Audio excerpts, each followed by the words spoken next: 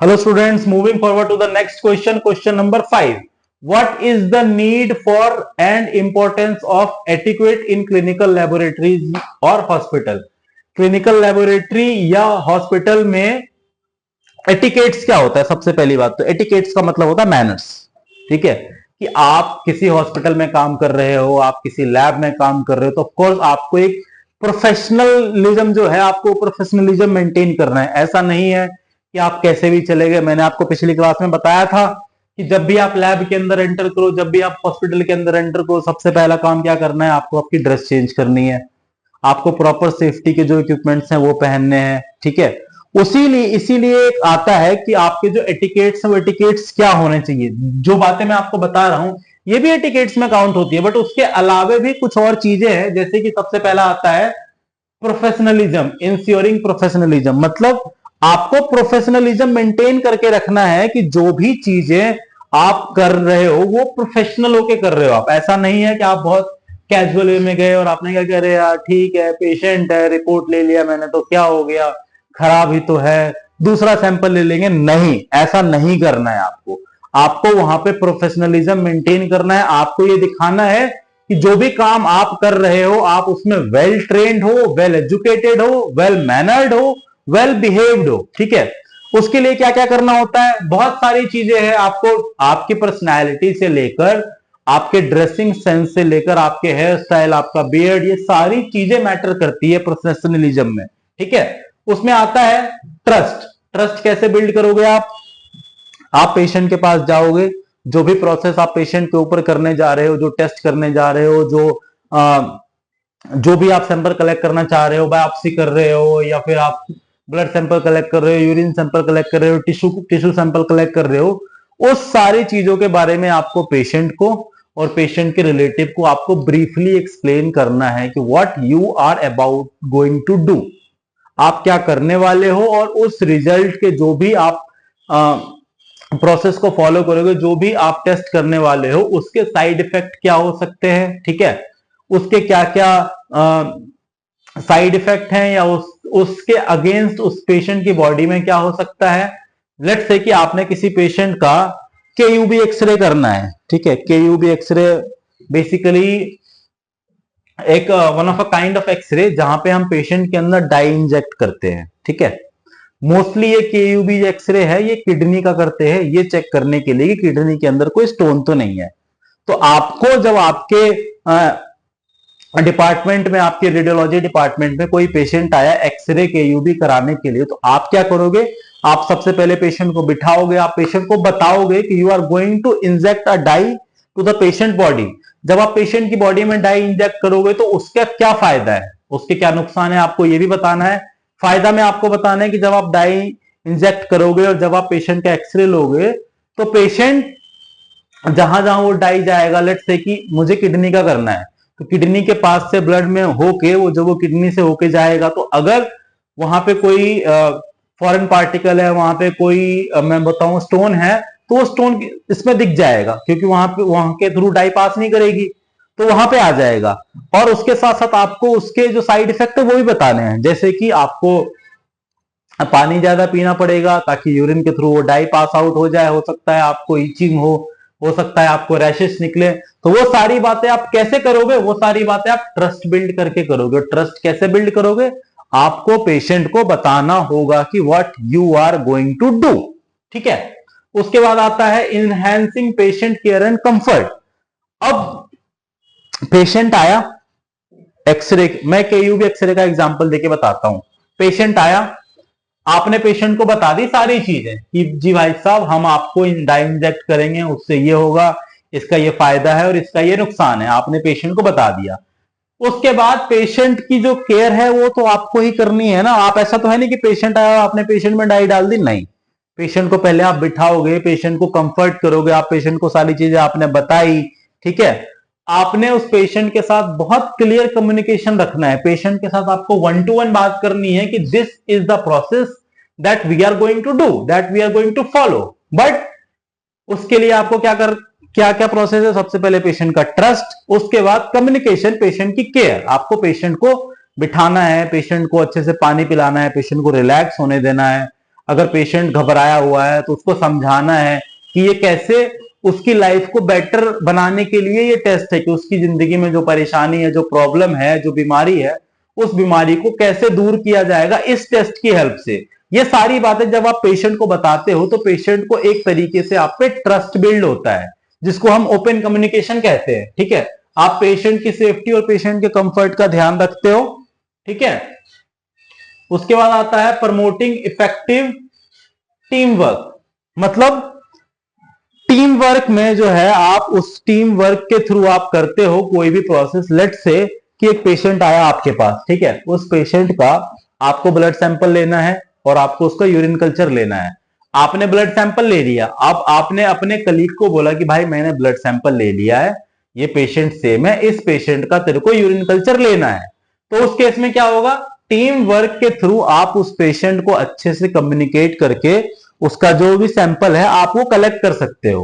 ठीक है, उसके बाद आता है इंश्योरिंग एक्यूरेसी एंड प्रिसीजन। अब एक्यूरेसी एंड प्रिसीजन क्या होता है, जब आप पेशेंट को ओपनली कम्युनिकेट करते हो, पेशेंट को आपने सारी चीजें बता दी, आप क्या करने वाले हो, आपने सैंपल कलेक्ट कर लिया। सैंपल कलेक्ट करने के बाद आप ये इंश्योर करते हो कि जो भी सैंपल आपने कलेक्ट किया है वो सैंपल पहली बात तो आपने सही तरीके से कलेक्ट किया है या नहीं किया। ऐसा नहीं है कि आपने यहां से ब्लड सैंपल, आपको वेनस ब्लड चाहिए और आप 2 बार 3 बार प्रिक कर रहे हो। उस केस में क्या होगा, कई बार होता है कि हमें यहाँ हाथ की कलाई की जो नस है हमें ये चाहिए होता है, हमने यहाँ पे इसको अच्छे से फोल्ड किया, अच्छे से इसको दबाया, उससे क्या होगा, यहाँ जो हमारी कलाई की जो वेन्स है ये वेन्स सुपरफिशियल हो जाती है, ऊपर की तरफ को आ जाती है। उस केस में क्या होगा, हमने यहां से निडल से प्रिक किया, हमने सैंपल कलेक्ट कर लिया। अब क्या हुआ कि जब मैं यहां से सैंपल कलेक्ट कर रहा था तो मुझे वो वेन ही नहीं मिली। मैंने एक बार प्रिक किया, वेन नहीं मिली, पेशेंट को दर्द हुआ, पेशेंट को हमने बोला कि मेरे से नहीं मिला वेन, दोबारा ट्राई करते हैं। आपने दोबारा भी ट्राई किया, नहीं हुआ, आपने तिबारा भी ट्राई किया, नहीं किया। तो उस केस में क्या होगा, हो सकता है पेशेंट गुस्सा हो जाए, पेशेंट आप पे भरोसा ना करे कि यार इसको तो कुछ आता ही नहीं है। उस केस में आपको क्या करना है, आपको एक्यूरेसी और प्रिसीजन को मेंटेन करना है कि जो भी काम आप करने जा रहे हो वो बिल्कुल एक्यूरेसी के साथ आप करो। ठीक है, उसके बाद आता है इनहेंसिंग द वर्क इन्वायरमेंट। अब वर्क एनवायरनमेंट को एनहेंस कैसे करोगे, अपने साथ वाले कलीग को आप स्ट्रेस नहीं दोगे, आप उन्हें जबरदस्ती का फोर्स नहीं करोगे कि जो भी चीजें तुम कर रहे हो वो गलत है। सपोज करो अगर मैं हूं, अगर कोई मैं किसी पेशेंट का सैंपल कलेक्ट करने के लिए मैं उसकी वेन्स में निडल से प्रिक करने जा रहा हूं और कोई मेरा कलीग आके मुझे बोले कि यार तेरे से तो होगा नहीं, तू नहीं कर पाएगा, तो हो सकता है एक बार को कि मैं ना कर पाऊं स्ट्रेस की वजह से। उस केस में क्या करना है, आपको आपको आपके साथ वाले कलीग का मोरल भी डाउन नहीं करना है, आपको उसको बताना है कि whatever you are going to do you can do because you are the best in business. मतलब जो भी ब्लड सैंपल आप, जो भी प्रोसेस आप करने जा रहे हो, आपको वो प्रोसेस बहुत अच्छे से आता है और आप उस प्रोसेस करने के मास्टर हो, तो उसके अंदर का कॉन्फिडेंस आएगा कि नहीं मैं ये कर सकता हूं। तो उस केस में क्या होगा, आप स्ट्रेस को दूर करते हो, स्ट्रेस नहीं आने देते हो और पॉजिटिव इन्वायरमेंट क्रिएट करके रखते हो अपने ऑर्गेनाइजेशन में, अपने लैब में, अपने हॉस्पिटल में, अपने डिपार्टमेंट में। ठीक है, उससे क्या होता है, काम बहुत अच्छे से होता है। उसके बाद आता है लीगल एंड एथिकल कंप्लायंस। मैंने अभी आपको बताया कि हर डिपार्टमेंट में काम करने के लिए एक प्रॉपर रेगुलेटरी बॉडी बनाई गई है, जिनके कुछ प्रॉपर प्रोटोकॉल्स हैं, कुछ रूल्स हैं, कुछ रेगुलेशंस हैं। तो उस रूल्स एंड रेगुलेशंस को आपको फॉलो करते रहना है ताकि आपके ऊपर किसी भी तरीके का कोई भी लीगल या किसी भी तरीके की कोई कॉम्प्लिकेशन ना आए। ठीक है, अब जैसे कि आता है लीगल इशू। आप लीगल इशू कैसे, कंप्लायंस को, लीगल इशू को आप कैसे सॉल्व करते हो, आप पूरा प्रोसेस फॉलो करो। सिंपल सी बात है, पेशेंट आपके पास आया, आपने पेशेंट को बैठाना है, आपने पेशेंट को सारी बातें बतानी है कि आप क्या करने वाले हो उस पेशेंट के साथ, उसके आउटकम क्या आएंगे, उसकी रिपोर्ट्स कैसी आएगी, अगर रिपोर्ट अच्छी आती है तो क्या प्रोसेस है, रिपोर्ट खराब आती है तो क्या प्रोसेस है। अगर आप इन सारे प्रोटोकॉल्स को फॉलो करते हो तो आपके ऊपर किसी भी तरीके का कोई भी लीगल एक्शन नहीं लिया जाएगा। बट अगर आप बीच में कुछ करते हो, आपने पेशेंट को बताए बिना डाई डाल दिया, आपने पेशेंट से पूछा ही नहीं कि उसको डाई से एलर्जी तो नहीं है, आपने पेशेंट के अंदर डाई इंजेक्ट करी, पेशेंट को एलर्जी हो गई, हो सकता है पेशेंट की डेथ हो जाए या हो सकता है पेशेंट को बहुत सीवियर कॉम्प्लिकेशन हो जाए। तो उस केस में पेशेंट आपके अगेंस्ट लीगल एक्शन ले सकता है कि आपने पेशेंट से नहीं पूछा उसकी बॉडी में कुछ भी इंजेक्ट करने से पहले। तो you have to take the permission from the patient or either relative of the patient first. Whatever things you are going to do with the patient, either with the process part, either with the sampling part, either with the collection part, you have to tell the patient. Once you do with, once you do in your daily life, once you interact with the patient on the daily basis, so these things will automatically come into your, legal things. Like you don't have to do with these things will come into automatically. Like अगर मैं आऊं, ठीक है, मुझे पता है कि मैं गया लैब में, जाते के साथ मैंने ड्रेस चेंज करनी है, मेरे को हाथ धोना है, मेरे को लैब इक्विपमेंट्स पहनने हैं, मेरे को ग्लव्स लगाना है, मेरे को पीपी किट पहनना है, मुझे फेस शील्ड लगाना है। अगर मैं इस प्रोसेस को 1 महीने 2 महीने 3 महीने लगातार करता हूं तो ये क्या होगा, this will become a habit.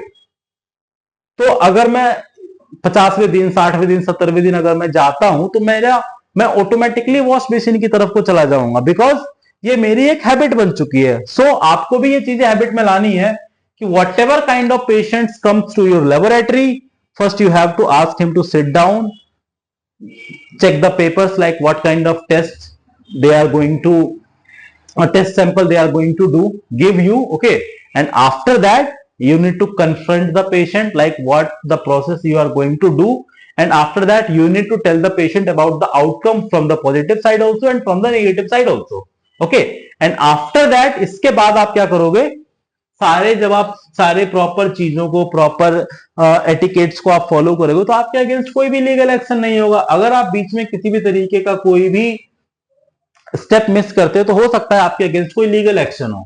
उसके बाद आता है सपोर्टिंग कंटिन्यूअस इंप्रूवमेंट। अब क्या है, nobody is perfect, neither you nor me, but what we can do is, हम क्या करते हैं, वी आर इवॉल्विंग कंटिन्यूअसली, हम कंटिन्यूअसली अपने आप को इवॉल्व करते हैं ताकि हमें किसी तरीके की कोई भी प्रॉब्लम ना हो।